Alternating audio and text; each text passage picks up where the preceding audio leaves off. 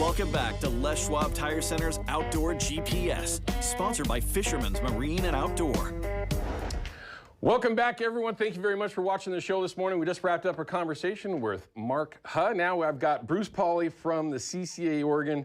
Well, first things first, man. It's great to see you on a Sunday after 4th of July. Thanks for coming in. No problem. It's been a while since we've had you in. It seems like whenever we have you in from the CCA, there's something going on.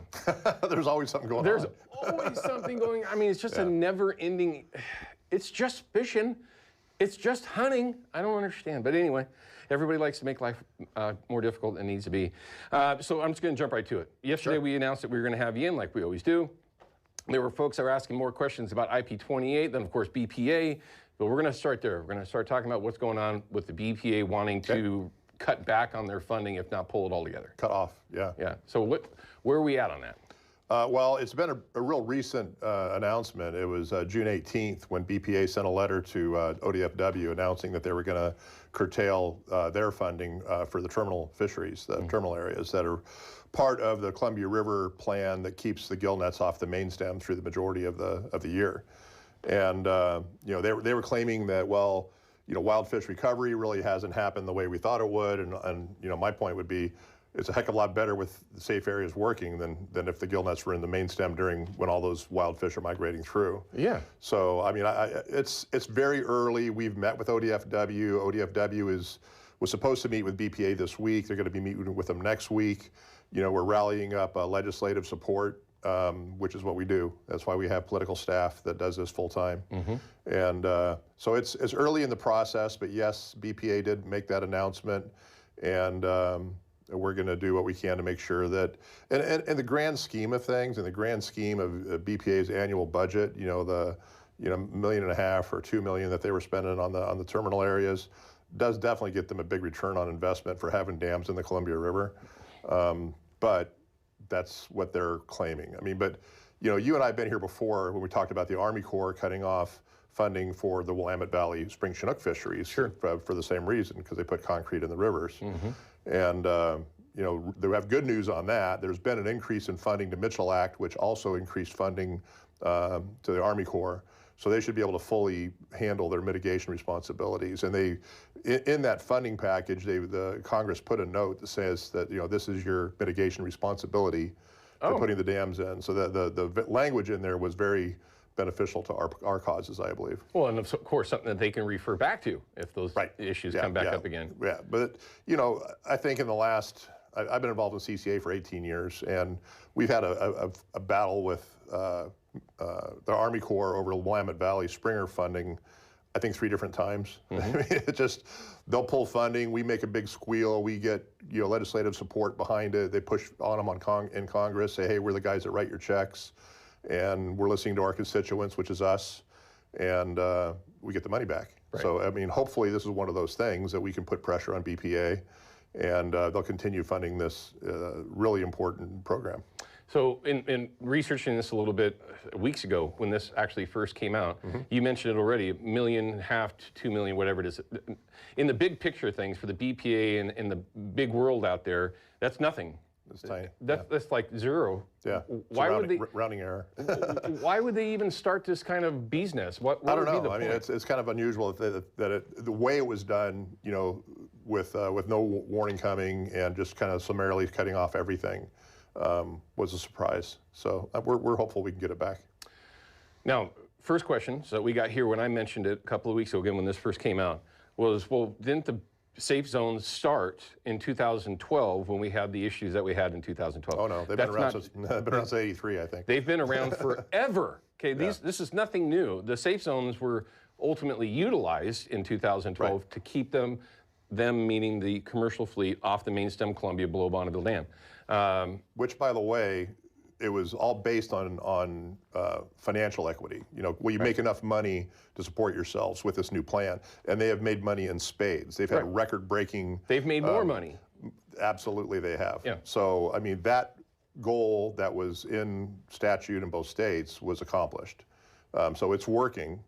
It's keeping the gill nets off the main stem when we have these wild fish moving through, and that, Bonneville is trying to say, like, well, we're only responsible for fisheries above where our dams went. Like, well, those fish got to swim through the lower river to get there. So I don't know. It seemed like some pretty weak arguments, in my opinion. But is this something where, and this is just between you and I, obviously everyone else is going to get to hear it. Is this something where it's a new generation of folks that are involved in the BPA that would say that? Like, are they just younger people that are coming in that weren't involved and understand the responsibility that they had back 100 years ago, and now they just, since they weren't part of it, they don't care? Well, the further you get away from when they put the dams in, maybe that's kind of, like people just think they've always been there, and they haven't always been there. No. So I don't know that it's anything to do with a different generation, it's just, it seems to me the federal government, they're always getting squeezed to try to balance the books, which is a good thing for us as taxpayers. But you want to cut out the graft and the corruption.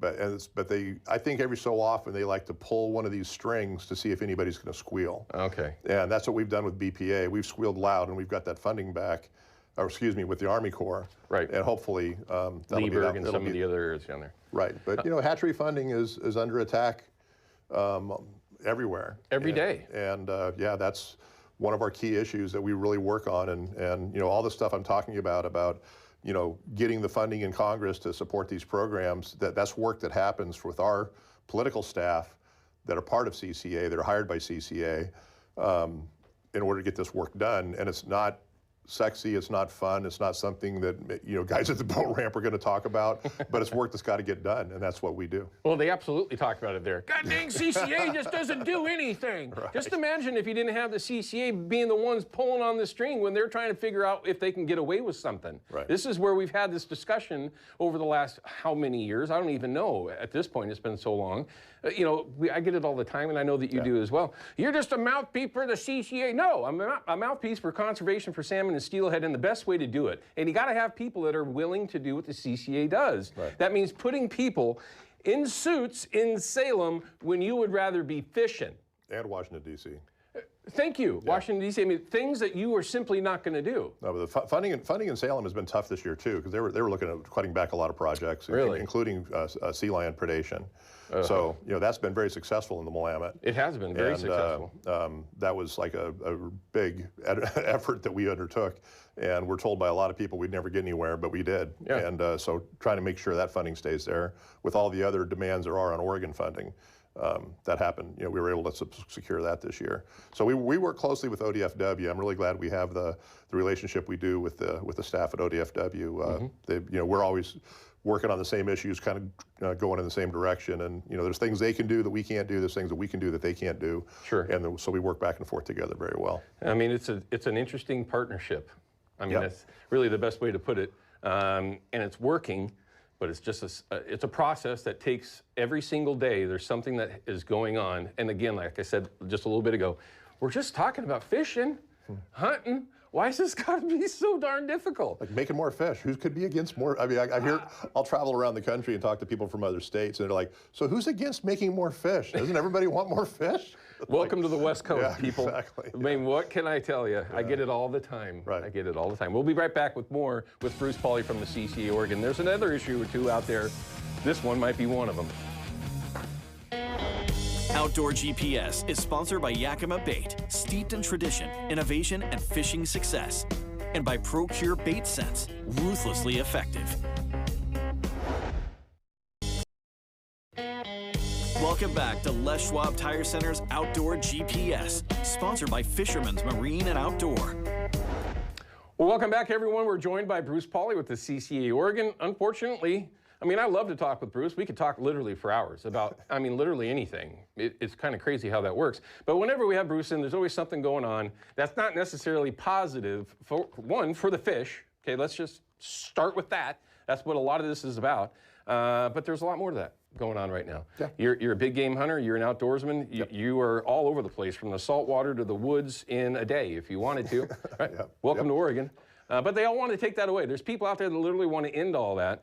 And it's not just the fishing. I get this criticism a lot. Well, all you care about is just the fishing and hunting. No, there is so many other things, layers to what IP28 actually is. Listen to the ranchers back on the east side of the state. Holy moly. Yep. I mean, that's a beast by itself, no pun intended. But where the CCA at on this issue with this now IP28 that's up and running? I mean, currently it's not qualified for the ballot yet. Correct. We kind of expect that it will be, but as you mentioned earlier, there's a lot of investigation that has to go in with how signatures were gathered. They have to certify the signatures before they can qualify it for the ballot. I think they're in that process right now. Right. So we're assuming that it's going to be on the ballot, but we've known about this for well over a year. And our lobbyists work very closely with lobbyists from other groups, from Oregon Hunters Association, from the Farm Bureau. We are in conversation with ODFW about it, obviously. So, I mean, it's been on our radar, and we've actually secured funding, not through our usual processes. We got some private funding that was donated to us specifically to combat IP28. So that's coming in. We'll be able to help with that. We're engaged. We're aware of it. It's not something we have in a newsletter every week because there's not a whole lot to report right now. They're trying to qualify for the ballot. So, is it something that the CCA is, and I'm not having you speak for everyone, but I know that you're in the room, you're in the conversations. Is this something that they're truly concerned about? And is it something that they're concerned about on a national level? CCA is more than just Oregon. I mean, they're all over. I mean, is this a conversation that just stays in our neck of the woods? Or no. Yeah, for sure. It's something that other states and other chapters and CCA National, has talked to our folks about. I mean, like I said, our lobbyists work directly for CCA out of Houston, Texas, but they're based in Oregon. They work in Oregon. They're Oregonians. Sure. I mean, our lobbyist Sean, he was a CCA member and a steelhead fisherman before he ever heard of CCA, or before we ever heard of hiring Sean Miller. Sure. So, gotcha. yeah, but we're. It's something that's on everybody's radar. I think they're using it as a lot of the groups that are pushing it are looking at Oregon as a test case because they probably have a better chance getting something wacky done in Oregon than they would in other states. Oh my God.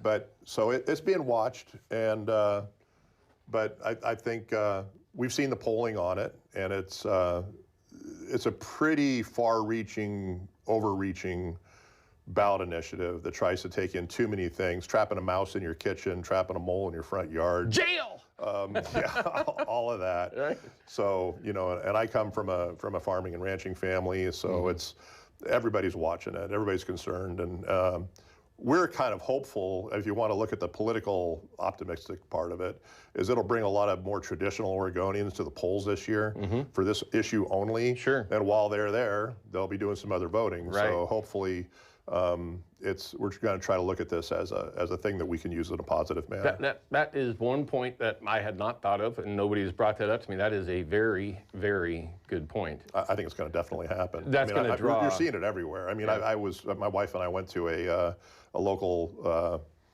kind of a neighborhood political event, have free pie and listen to a band. Sure. And a lot of people there were talking about IP28. Right. I mean, it wasn't about IP28. So right. it's like and people like they see me on your show and they know that I've been involved in this stuff. So people are always asking me, what do you think IP28? Right. So it's on everybody's mind. Yeah. No.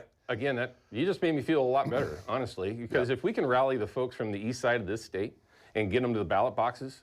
I mean, you and I are traditional Oregonians, and we know people that brought us up, that maybe don't care about going to the poll and vote. They kind of throw their hands up like, forget it, it's not worth it anymore. Right.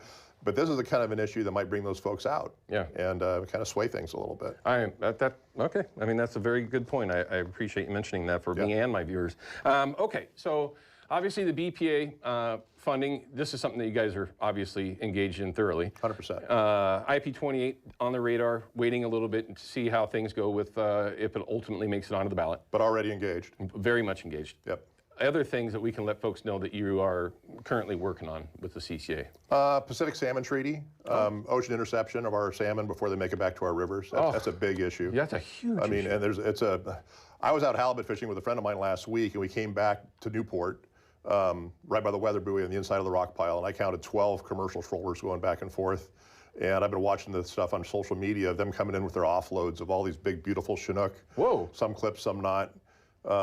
There is a lot of Chinook being caught in the ocean right now, up and down the state. I just saw some, like friends send me pictures of, Winchester and Astoria and Pacific City. I mean, I was out in the dory in Pacific City this week, and lots of boats, but lots of people filling up on coho. So sure, things seem, and the coho are big and they're healthy and they're full of bait. So there's a lot of good things happening, but there's too many of our fish being intercepted in the ocean before they can ever make it back to Washington and Oregon streams. Right.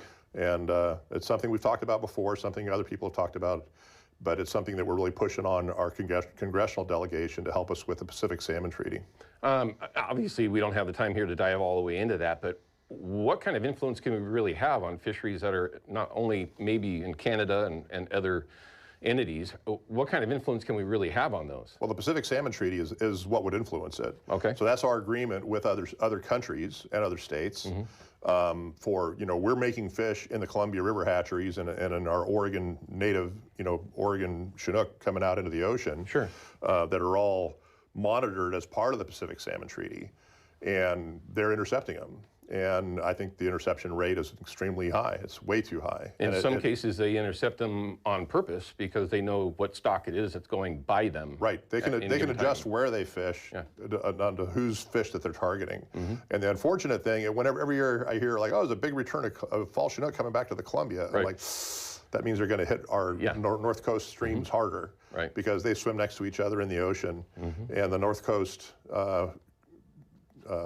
natural occurring salmon, Chinook, swim right alongside those hatchery fish from the Columbia River. So when they're targeting those Columbia fish, they're also targeting our north coast fish. Which can be super frustrating because you end up seeing some of the photos that get of folks having very good success up north, and they're holding up fish with no fin, no adipose fin, that is. Correct. So you would have to assume if they're catching that in Canada, it was probably coming south, right? Yeah. Coming down to see us. And, side note, I have friends that live down in Northern California. They're having one of the best salmon fisheries that they've had in years. It's up and down the coast. One, because it's been closed down there for, I believe, I was told 3 years, and now it's open, and they're having some fantastic fisheries. So there's a lot of positive things going on in the saltwater. Is that a safe super healthy right now, yeah. Yeah, okay. And we're also going into a situation where we don't necessarily like the El Nino. No, El Nino is usually bad for salmon, but it's the cohort that's going out now that is that the El Nino would be bad on typically. Right. So we'll just have to see what happens. But right now it looks healthy and there's lots of fish. Anything else we can make sure that everyone's aware of from the CCA? I know I'm skipping over about 10 things that we're doing right now, too. I know, I get it. But yeah, that's kind of what I kind of prepped for to make sure I got mentioned today. So support CCA. We always appreciate you helping us do that. And, we get a lot of positive results from people, that they like hearing about what we're doing. Oh, yeah. And we try our best to do a lot of communicating online and in person, and your show for sure helps a lot. Easiest way to do it, OregonCCA.org, or is it CCAOregon.org. There you go. So you can info at CCAOregon.org. There you go. If you have questions, concerns, if you're watching what we're talking about and you're not quite aware of what it is that we're referring to, great source is the CCA Oregon website, no question about it. If you're curious on what the folks are really like, go to some of the banquets. Meetings. Or meetings, for that matter. Everyone's invited, if you're a member or not. And when you do show up, the vast majority of people that go that aren't members, when they get there, have already signed up when they leave. Because they find like-minded folks that are concerned about the same thing, and they want to make sure that our salmon and steelhead have their best opportunities to survive, right? And do well when they're in the ocean so they can come back. That's what this is all about. This isn't rocket science in the end. But if I didn't ask you for a report, I would be getting in trouble. We've already had somebody call asking about crabbing, apparently. Anyway, you've been fishing. You were out in Pacific City, you mentioned. There are silvers that are out there. I'm down to 45 seconds. Would you say that if somebody has the ability to go out and chase some silvers offshore, this would be a good time? You could put a gum wrapper on and catch them. Bill Jr., it's your time. It's your time. He said a gum. Everybody was catching limits the other day. I mean, there was a ton of boats off the beach on the Friday before the 4th, and I think everybody had a limit of coho, and probably 1 in 3 boats had a Chinook. Oh, interesting. Which is unusual for PC. We don't really have a lot in PC. Sure. Crabbing, you mentioned crabbing. I've been actually surprised. I've actually got to fish every month of this year so far. And I've been really surprised at how good the quality of the crab are early in the season like this. Interesting. I mean, we've been pulling a limit per pot regularly, and they're big purple back, nice crab. There you go. That was the report for that individual that was calling. Bruce, as always, man, thank you. You bet. We appreciate you sharing some of that insight. There you go. You learned a little bit this morning. Don't go away. When we come back, we're going to have your Pike&O reward numbers for you. Outdoor GPS is brought to you by B&R Tackle. Check out their new slide locks and trolling bumpers.